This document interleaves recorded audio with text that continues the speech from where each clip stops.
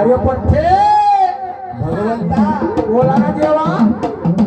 हरी अशा भयाच्या वनामधी काय झालं म्हणजे भाऊये? शंकर बोले गवराला हो. काय बोल भक्तान? आणि आज या 3 गावामध्ये हा सकाळी सकाळी दिंडी निघाली, खूप आनंद झाला. म्हणून काय म्हणायचं मला, वारे गुरु रे गुरु.